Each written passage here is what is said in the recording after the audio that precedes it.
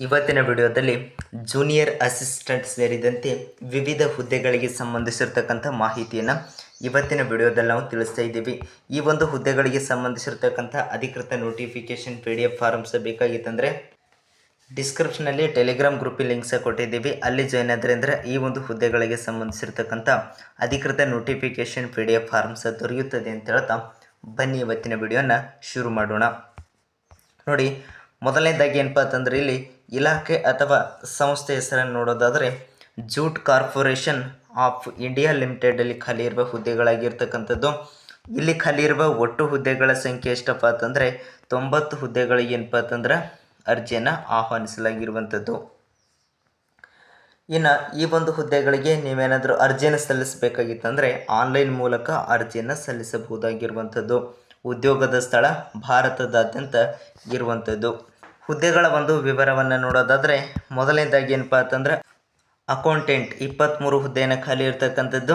Junior assistant ಇದೇನಪ್ಪ ಅಂತಂದರೆ 25 ಹುದ್ದೆಯನ್ನು ಖಾಲಿ ಇರ್ತಕ್ಕಂಥದ್ದು. ಜೂನಿಯರ್ ಇನ್ಸ್ಪೆಕ್ಟರ್ 42 ಹುದ್ದೆಗಳನ್ನು ಖಾಲಿ ಇರ್ತಕ್ಕಂಥದ್ದು. ಇನ್ನು ಈ ಒಂದು ಹುದ್ದೆಗಳಿಗೆ ವಿದ್ಯಾರ್ಥಿಯನ್ನು ನೋಡೋದಾದರೆ ಮೊದಲನೇದಾಗಿ ಅಭ್ಯರ್ಥಿಗಳು ಏನಪ್ಪ ಅಂತಂದ್ರೆ ಪದವಿ 12ನೇ ತರಗತಿ BCom ಪದವಿ ಹಾಗೂ MCom ಪದವೀಧರರು ಅರ್ಜಿಯನ್ನು ಸಲ್ಲಿಸಬಹುದು. ಈ ಒಂದು ಹುದ್ದೆಗಳಿಗೆ ವಯೋಮಿತಿಯನ್ನು ನೋಡೋದಾದರೆ ಕನಿಷ್ಠ 21 ವರ್ಷ ಆಗಿರಬೇಕು, ಗರಿಷ್ಠ 30 ವರ್ಷ ಮೀರಿರಬಾರ್ದಂಥ ಅಭ್ಯರ್ಥಿಗಳಿಂದ ಅರ್ಜಿಯನ್ನು ಆಹ್ವಾನಿಸಲಾಗಿರುವಂಥದ್ದು. ಇನ್ನು ಈ ಒಂದು ಹುದ್ದೆಗಳಿಗೆ ವೇತನ ಶ್ರೇಣಿಯನ್ನು ನೋಡೋದಾದರೆ ಮೊದಲನೇದಾಗಿ ಏನಪ್ಪ ಅಂತಂದರೆ ಅಕೌಂಟೆಂಟ್ ಈ ಒಂದು ಹುದ್ದೆಗಳಿಗೆ 28,600ರಿಂದ 1,15,000 ರೂಪಾಯಿ ಪ್ರತಿ ತಿಂಗಳು ವೇತನ ಸಹ ಇರುವಂಥದ್ದು. ಇನ್ನು ಜೂನಿಯರ್ ಅಸಿಸ್ಟೆಂಟ್ ಈ ಒಂದು ಹುದ್ದೆಗೆ ಏನಪ್ಪ ಅಂತಂದರೆ ವೇತನ ಶ್ರೇಣಿಯನ್ನು ನೋಡೋದಾದರೆ 21,500ರಿಂದ 86,000 ರೂಪಾಯಿ ಪ್ರತಿ ತಿಂಗಳು ವೇತನ ಸಹ ಇರುವಂಥದ್ದು.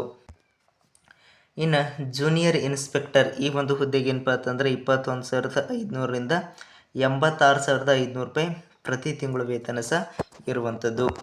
ಈ ಒಂದು ಹುದ್ದೆಗಳಿಗೆ ಆಯ್ಕೆ ವಿಧಾನ ನೋಡೋದಾದರೆ CBT ಪರೀಕ್ಷೆ ಅಂದರೆ ಕಂಪ್ಯೂಟರ್ ಆಧಾರಿತ ಪರೀಕ್ಷೆನೇ ಇರುವುದು. ನೆಕ್ಸ್ಟ್ ದಾಖಲೆಗಳ ಪರಿಶೀಲನೆ ಮುಖಾಂತರ ಕೊನೆಗೆ ಸಂದರ್ಶನವನ್ನು ನಡೆಸಿ ಆಯ್ಕೆಯನ್ನು ಮಾಡಲಾಗುವುದು.